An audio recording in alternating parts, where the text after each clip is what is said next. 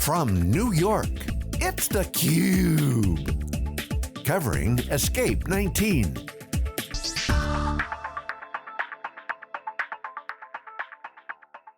Okay, welcome back to theCUBE coverage here in New York City for the first inaugural multi-cloud conference called Escape. We're in New York City, we're staying in New York. We're not escaping from New York, we're in New York. It's all about multi-cloud, and we're here, Lisa-Marie Namphy, developer advocate for Portworx, and Eric Han, Vice President of Products. Portworx, welcome back to theCUBE. Thank you. And thank you, John. It's Great to see you guys. So, whenever there's a first inaugural of anything, we want to get into it and find out why. Multi-cloud certainly been kicked around, people have multiple clouds, but is there really multi-clouding going on? So this seems to be the theme here about setting the foundation, architecture, and data are the two kind of consistent themes.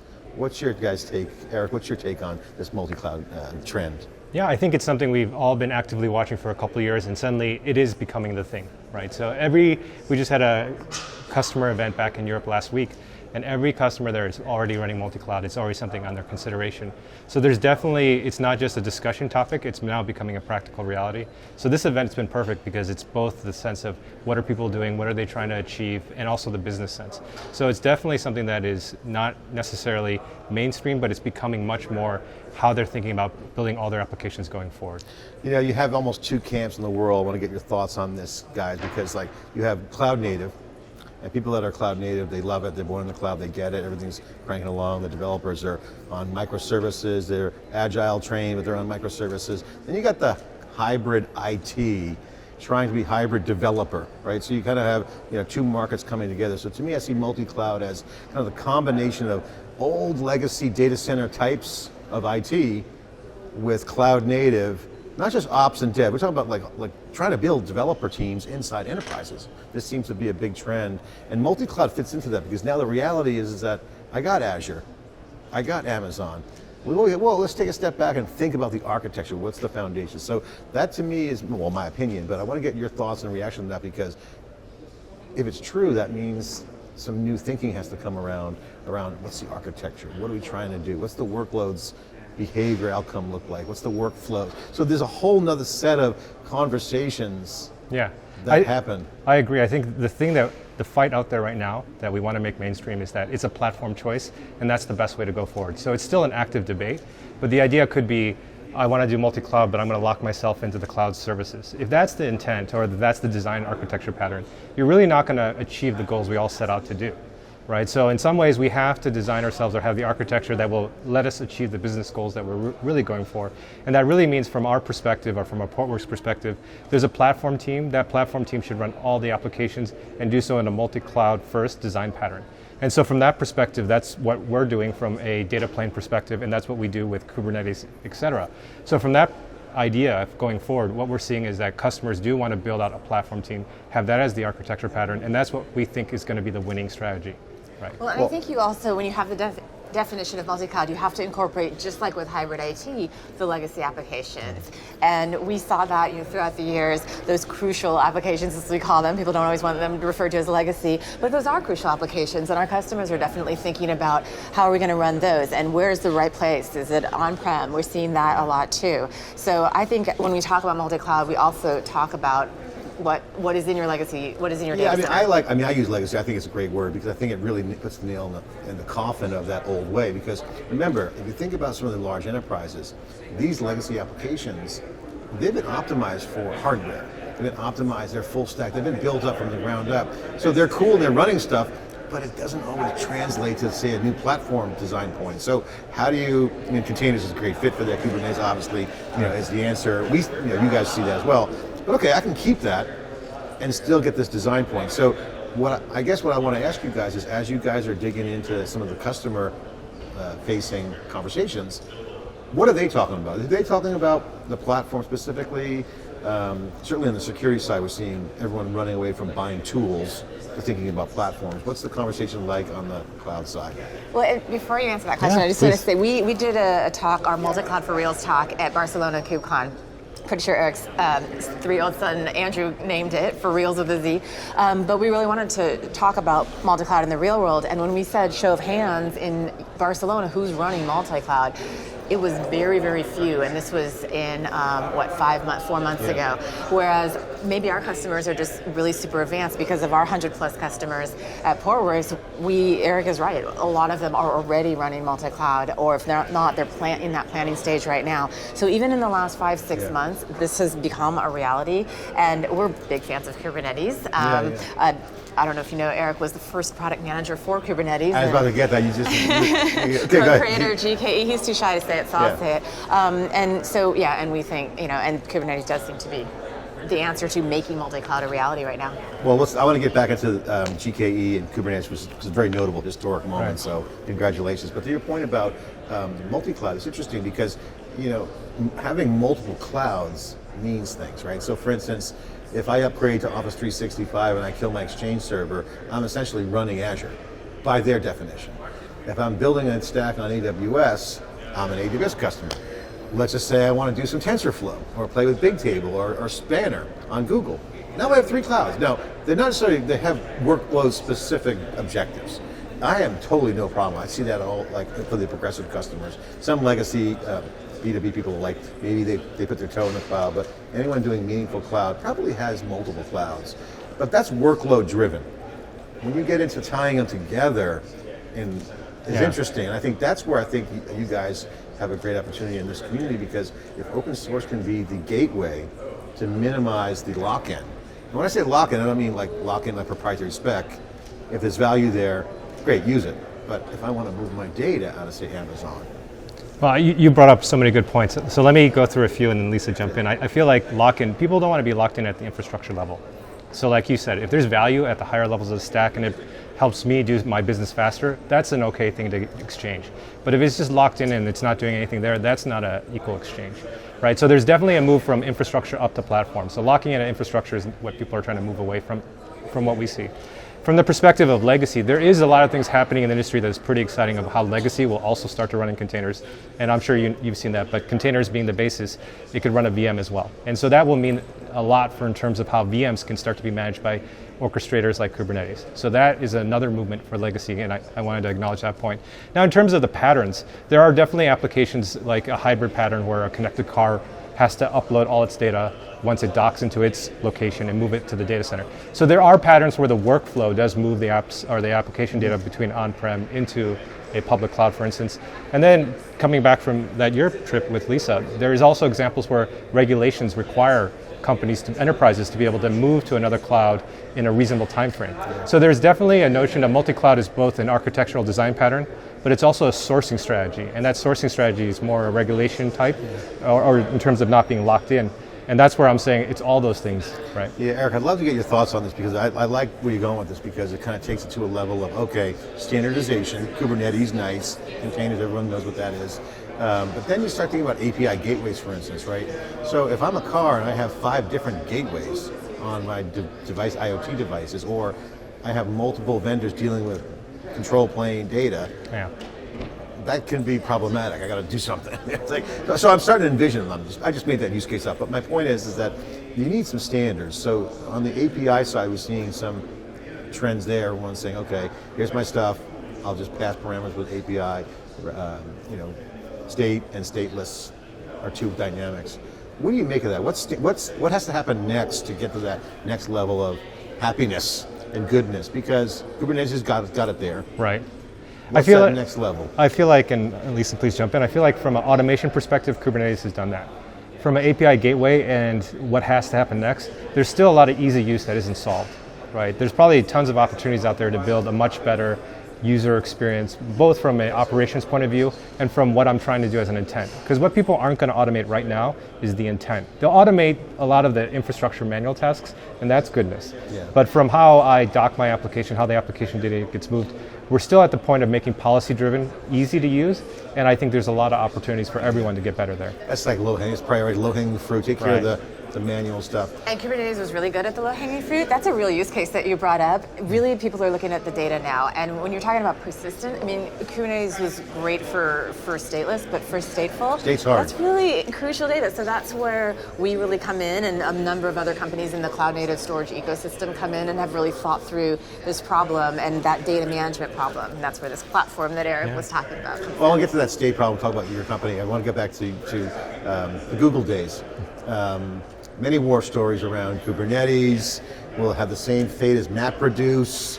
You know, the debates internally at Google. What do we do with it? You guys made the good call. Congratulations on doing that. So what was it like to be early on? Because you already had large scale. You already had Borg. You already had all these things in place. What was it like there? What was Well, a few things I'll say. One is it was intense, right? It was intense in the sense that amazing amount of intelligence, amazing amount of intent, and right back then, a lot of things were still undecided, right? We were still looking at how containers are packaged, we're still looking at how infrastructure could get run, and a lot of the services were still being rolled out. So what it really meant is how to build something that people want, how to build something that people want to run with you, and how to build an ecosystem community. And a lot of that, the community was done very well, right? You have to give credit to things like the SIG, a lot of things like how people like advocates like Lisa have gone out and made it part of what they're doing. And that's important, right? Every ecosystem needs to have those advocates, and that's what's gone well. As a flip side, I think there's a lot of things where we always look back and wish we could have done a few things differently, but that's a different story for a different time. Yeah, we'll come back and get in the studio pal off of that.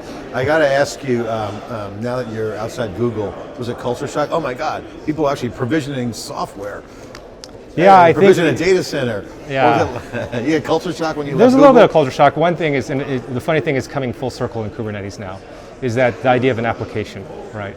The idea of what is an application is something that feels very comfortable to a lot of legacy, traditional, I want to use the word traditional applications. Yep. But the moment you've spent so much time in Kubernetes and you say, what's the application? It became a very hard thing, and I used to have a lot of academic debates where I was saying, there is no application, it's a soup of resources and such.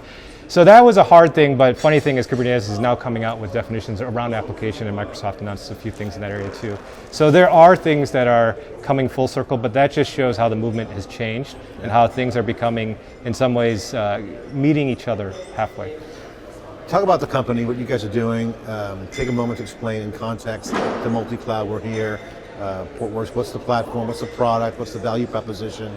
What's the state of the company? Yeah, so the company's, it's grown from early days when Lisa and I joined, where we were probably a handful. Now we're in 4 or 5 cities, 4 geographies, over 100 people, over 150 customers. And there it's been a lot of enterprises that are saying, like, how do I take this pattern of doing containers and microservices, and how do I run it with my mission critical, business critical workloads? And at that point, there's no mission critical, business critical workload that isn't stateful. So suddenly they're trying to say, how do I run these applications? And containers and data have different life cycles. So what they're really looking for is a data plane that works with the control planes and how control planes are changing the behavior. So a lot of our technology and a lot of our product innovation has been around both the data plane, but a storage control plane that integrates with a compute control plane. So I know we like to talk about one control plane, but there's actually multiple control planes. Yeah. And you mentioned security, right? If I look at how applications are running, we have to now securely access for applications, and it's no longer I have access to the data, therefore I get to use it. You have to now start to do things like JWT or much higher level bearer tokens to say, I know how to access this application for this lifecycle, for this use case, and get that kind of resiliency. So it's really around having that storage control. It's more complexity. Absolutely. And you need abstraction layers, and you got compute, luckily, to help work there, but you got to have software to do it. From a Portworx perspective, our product's entirely software, right? It downloads and runs using Kubernetes. And so the point here is we make Kubernetes able to run all the stateful workloads out of the box using the same common control plane, which is Kubernetes. Mm-hmm. So that's the experience, is that we really want to make it so that the DevOps Kubernetes teams can run any workload. And that's in some ways been part of the mix. Lisa, we've been covering DevOps going back to 2010. I remember when I first was hanging around San Francisco, 2008, Joint was coming out of the woodwork and all that early days. And if you look at the journey of how infrastructure is code, we were talking about that in 2008. And now we look at 11 years later, look at the advancements. You've been through this. Now the tipping point, it just seems like this wave is big and people are on it. The developers are getting it. It's a modern renaissance of application developers. And the enterprise, it's happening in the enterprise. It's not just like the nerds, the tier one, the alpha geeks, or the cloud native. It's happening in the enterprise. Right, everyone's on board this time. And yeah, you and I have been in the trenches in the early stages of many open source projects. And I think with Kubernetes, Eric referenced the community earlier. I'm super proud to be running the world's largest CNCF user group, and it's a great community, a diverse community, super smart people. One of my favorite things about working at Portworx is we have some really smart engineers that have figured out what companies want, how to solve problems, and then we'll go create a little open source project. Like we created a project called Autopilot, really largely because one of our customers, Esri, who's in the GIS space and who's running just an incredible application. You can Google it and see what the work they're doing. It's all out there publicly. And we built we built an open source project for them to help them get the most out of Kubernetes, we can say. So there's a lot of people in the Kubernetes system doing that. How can we make Kubernetes better? How can we make Kubernetes enterprise grade and not take years to do that like some of the other open source projects that we worked on took. So it's a super exciting time to be here. And open source is growing so fast now. I mean, just think about how these projects are being structured. More and more projects are coming online. End user projects, but a lot more vendor driven projects too. It used to be mostly end user, but now you have a lot of support vendors who are users. So there's the line is blurring between vendor user in open source. It's really fascinating. Well, you look at the landscape on the CNCF, the website. I mean, it's what 400 vendors that are already on board. It's a really important. They don't have enough speaking slots for the demand that they have. Right, I know. And it's just it is users and vendors. Everybody's in this community together. It's one of the things that makes it super exciting, and it's how we know this was the right choice for us to base this on Kubernetes, because that's what everybody is using. Well, you guys are practically neighbors, so we're looking forward to seeing you in the studio in Palo Alto. Eric, I want to ask you one final question on the product side. Roadmap, what are you guys thinking as Kubernetes goes to the next level? Obviously state, a lot of microservices, observability is becoming a key part of it. Obviously automation, configuration, management, things are developing fast. State, what's the roadmap for you guys? For us, it's been always about how to handle the mission critical and make that application run seamlessly, right? And then now we've done a lot of portability, so disaster recovery has been one of the biggest things for us, is that customers are saying, how do I do a hybrid pattern, back to your earlier question, of running on-prem and in a public cloud and do a DR failover into a public cloud. Some of the things that Lisa is pointing out that we're announcing soon we'll announce here, is Autopilot and the idea of automatically managing how applications scale from a volume capacity. And then we're actually going to start moving a lot more into some of what you do with data after the lifecycle in terms of backup and retention. Yeah. So those are the things that everyone's been pushing us and the customers are all asking for. I think data backup and recovery is interesting. I think that's going to change radically, and I think we look at the trend of how data backup and recovery was built. It was built because of disruption of business, floods, hurricanes, that's right, data center failure. But I think the biggest disruptions, ransomware, malware. So security is now an active disruptor. So it's not like an afterthought, hey, if we ever have a fire, we can always roll back. So if you're infected, and you're just rolling back infected code, that's a ransomware dream, that's what's going on. So I think data protection, it needs to be redefined. What do you think? Absolutely, I think there's a notion of how do I get last week's data, last month's, and then oftentimes customers will say, if I have a piece of data volume and I suddenly have to delete it, I still need to have some record of that action for a long time, right? So those are the kinds of things that are happening, and as Kubernetes and everything, it gets changed. Suddenly the important part is not what was just that one pod, it becomes how do I reconstruct everything. Data protection is not one thing, it's everywhere. That's right. You have to protect data all through the platform. If it's a platform decision, it's not some element on the side. It can't be a single app, it has to be an entire solution, and it has to handle things like, well, where did it come from? Where's it allowed to go? Right. And you guys have that philosophy? We absolutely, and it's based on the enterprises that are adopting Portworx and saying, hey, this is my roadmap, I'm basing it on Kubernetes, you're my data partner, how do we make it happen? Yeah. This speaks to your point of why the enterprises and the vendors jumped in. This is what people care about, security. How do you solve those last mile problems, storage, networking? How do you plug those holes in Kubernetes? Because that is crucial to our customers. One personal private moment, victory moment for me personally was, been a big fan of Kubernetes, obviously, for years. Been there when it was kind of created and talked about. But one of the moments that got me that was really kind of a personal, heartfelt moment was talking to an enterprise buyer, and the whole mindset in the enterprise has always been, you got to kill the old to bring in the new.